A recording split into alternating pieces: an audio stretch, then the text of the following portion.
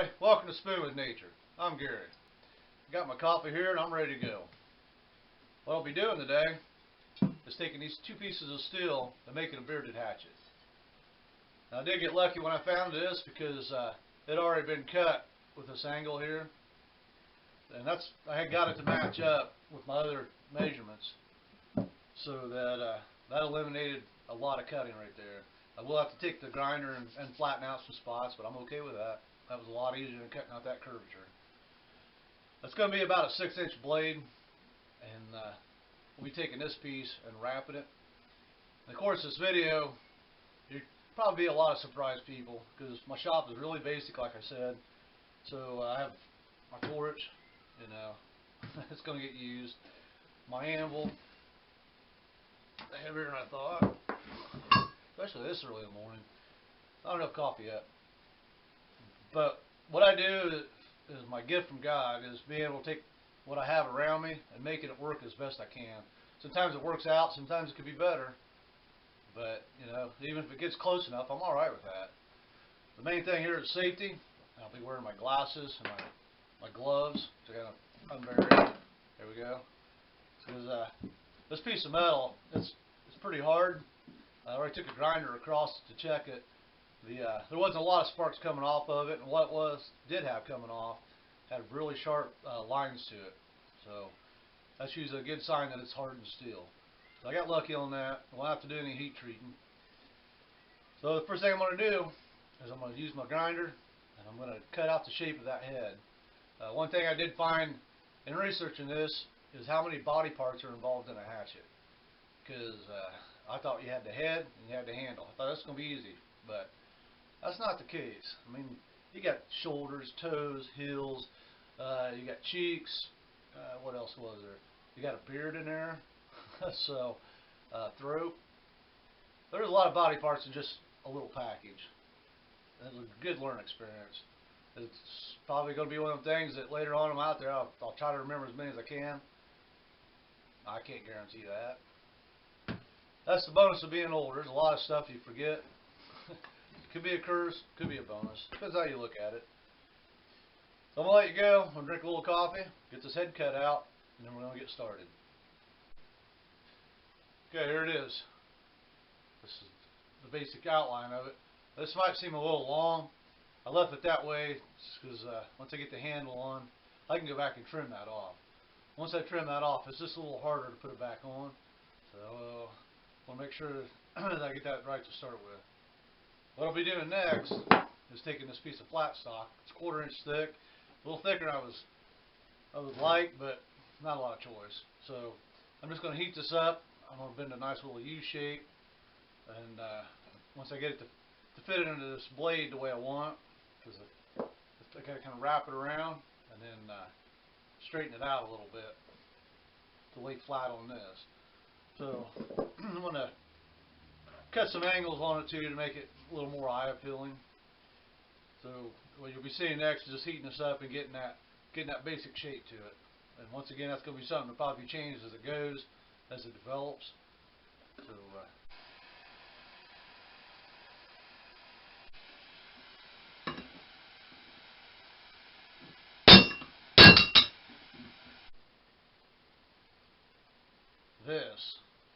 this is really something here. Took my piece of flat steel and we tried heating this up with the torch, and it did work somewhat. It was just wound up being more work. Once you started getting that bend in there, just really had to fight the steel.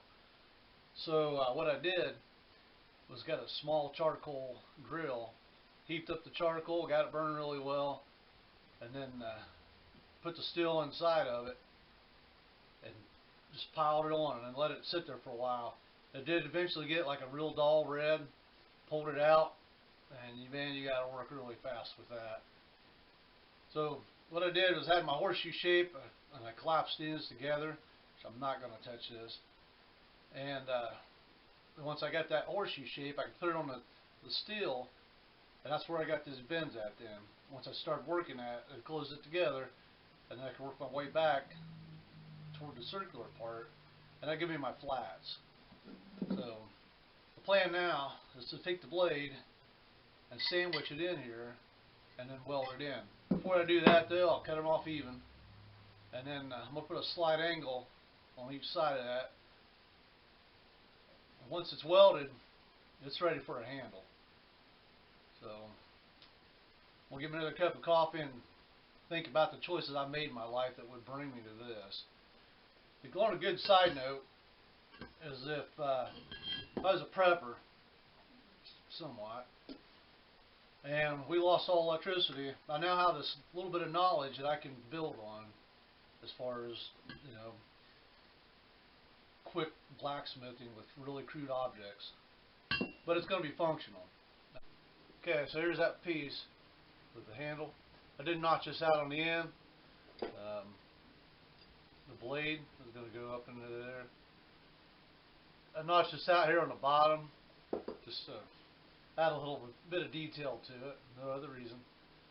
So what I'm going to do now, take this punch, I'm going to split that open, as you can see here. I need to split that over, drive it in or wedge it open, and I'll put the blade in and get that adjusted where I want, and then it's off to the weld shop.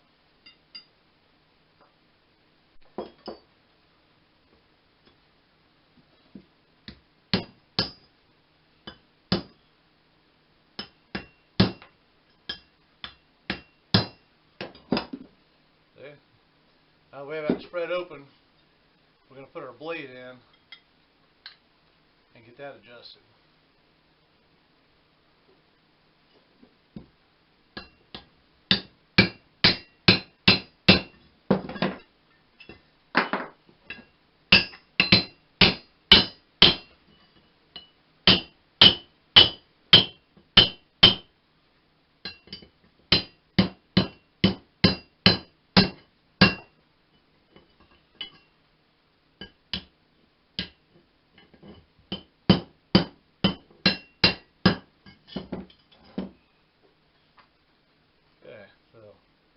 So what we have right now,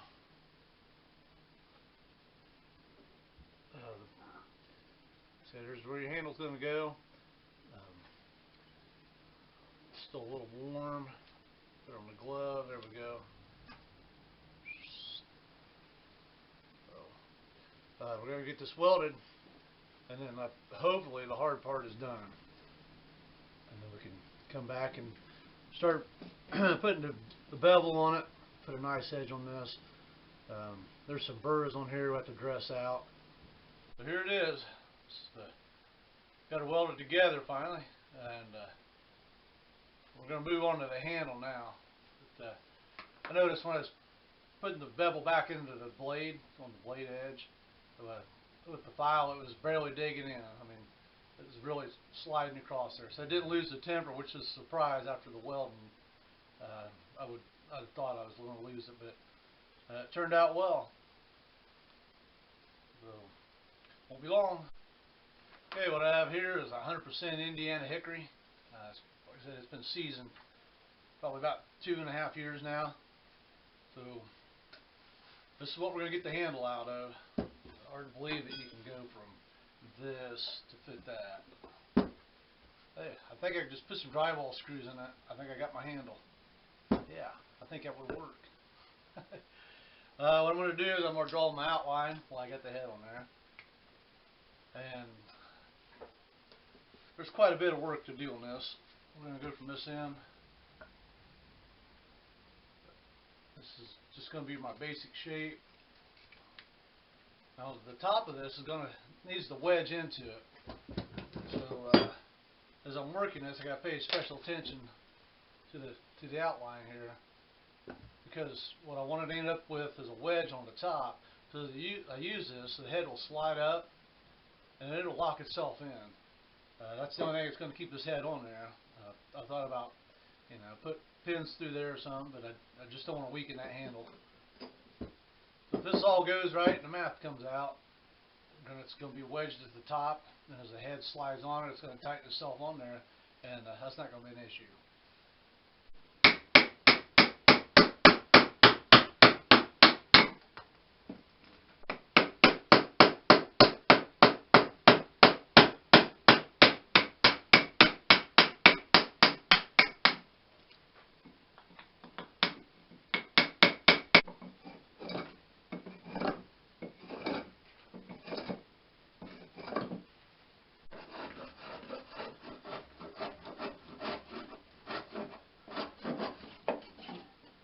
thing I've done while I was doing this, I just fastened the 2-4 to the tabletop, a couple screws, and then I got a smaller piece back here that I've also put that in.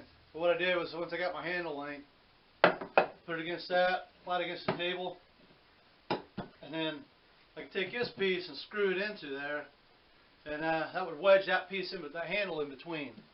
And it's really helped me with this, shaping this handle. I can turn it, pound it down, it's good and tight. I can take the rasp and start contouring it. I'm going to finish it out with the belt sander, and not going to videotape that because it's loud. But the handle's coming along pretty nicely. It's starting to get the contour that I want, the wedge shape. It looks like I'm not going to be able to put it on one end and slide it to the top. These knots are just not cooperating. The knots are not cooperating. So what I'll probably do is drive the head on and use the wedge. So it became a bearded axe hatchet thing. Well, the shop's a mess. Yep. Wood stuff, pieces, shrapnel, debris, laying everywhere. I think I got about every tool I own out right now. I didn't realize I owned that many till now. Huh. So this is what we wound up with. It's the size I wanted. That was the main thing. This hickory handle, I don't know, try to get that in there. I really like the wood grain on that hickory handle. I mean, you got the knots to just give it character. I left it nice and meaty up here, just for added support. But then when I down here where the work is, I want to be able to have a good grip on that. If somebody else would borrow this, they probably wouldn't like it, but it fits my hand, it fits my needs. So total cost in this bad boy, $0. One of my favorite prices. So the only thing left to do on this is put a leather wrap on the handle, just for some added grip. Wood's pretty smooth. I probably sanded it too well. If it gets wet, it's going to come off there. So I think I'm going to put a leather grip in it. I don't know if I'm going to wrap it or just make a single piece of leather around it. But it's a done deal. Like I said, $0, and I now have a bearded hatchet. So I'd like to invite you once again to tune in to Indiana Stick and String on Facebook. Like I said, it's a really great site. A lot of information. Just the other day I looked and there was some really nice crappie on there. They have to be a state record. That's all I can say. Indiana Stick and String. Check it out on Facebook. Okay, now we're going to make that protective cover for it because we can't carry it like this. Just a simple piece of scrap leather, which I got from a $6 bag. I'm still using out of it. It's awesome. What we're going to do is just put the leather, we're going to form it around it. We're going to lace it at the top. I'm going to punch 2 holes here in the center, and we're just going to run a lacing through it and tie it off. And that's what's going to hold it in place. So this is protected while it's in the pack, you know, however I decide to carry that. And we'll probably put a design on it just to make it stylish. That ups the value, real estate value, about $40–50 right there. So that's well worth the time and effort. So what I'm going to do right now is just punch my holes, which that's the easiest thing I've found to do so far, and I really like it. This time I'm going to try something different. It was suggested by a friend of mine, Ashley Anderson. I got some deer sinew from a deer that I got last year, and this seems like a really good time just to use that. And that's what I'm going to lace this top with. So once I get that done, I'll be right back. Okay, I got the holes punched in the top. So really simple now. Take my piece of deer sinew, and I'm going to start at the end of it. And we're just going to do like we did in the last one. We're going to go through the hole, a little smaller. That's the problem as I'm getting older. I'm finding out that they're trying to save money by making everything smaller. I don't know if that's a fair way of doing it. Doctors, they try to convince me I need eyeglasses. I don't think that's the case. I just think they need to quit making stuff so small. Alright, we got it through there. I'm going to tie a little simple slip knot on this end of it. And I'm going to pull it tight. And then we're just going to continue on down the holes until they're all filled. There's not that many to do this time. It makes it a little easier. So, slip knot, pull it tight.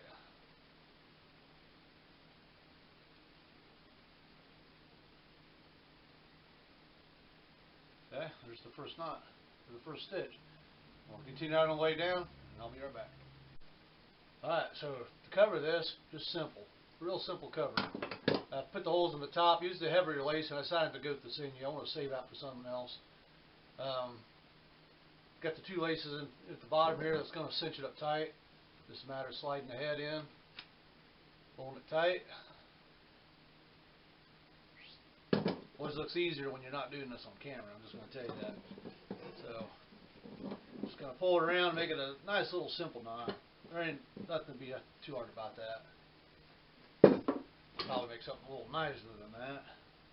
Because if you're walking out in the woods and you need your axe, everybody knows if you don't have a good knot on it, you're not going to use it. It's not going to work right. No. So just a little simple slip knot.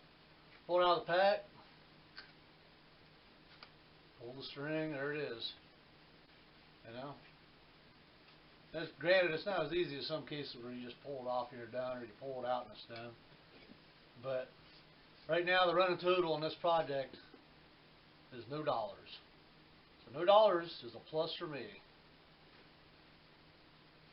I can buy my own gummy bears now. There's a good idea. I haven't had gummy bears for probably been 3 days now. It's the best thing ever made. Really like my gummy bears. So what we're going to do now, I'm going to make that wrap. I got it soaking in the hot water right now. I'm going to bring it out. We're going to lace it on, and this will be done. Okay, I got my lead piece. I'm just punching holes in it right now. It is the easiest and quickest way I found of doing this, and I don't know why I haven't done it before. It's just so much easier. I already punched the holes on one side. It's just going to come out easier. I already punched them on this side, as you can see. Now I'm just going to fold that over, and that's going to line it up. I can do my other side, and that way I know my holes are not off, and that there's the same number on each side. That is important, I'm pretty sure. There you go. Finished product. If I get this on, it took a little longer than I thought. This is actual deer sinew. It's not the imitation. It's the real thing. I only had the strips long enough to do one stitch at a time. I wouldn't be able to lace it. So if this gives out, we're going to have to try something different. Right now this is wet, so as it dries it's going to constrict. But that was the missing part right there. This guard, really nice. We covered this before, but you know, it stays on pretty secure. It's easy to get off. Went ahead and linseed oiled the handle, which really brought out that grain well. I don't know if you all can see that. Try to get the different lighting for you. But $0 for this, and I'm looking forward to using it with the rest of the gear. I'm only waiting on one thing right now. That's the weather. And if they give me control of that, life's going to be a lot easier for everybody. So vote me in, weather controller. So, Gary Michaels, Spinning with Nature. Thank you for watching.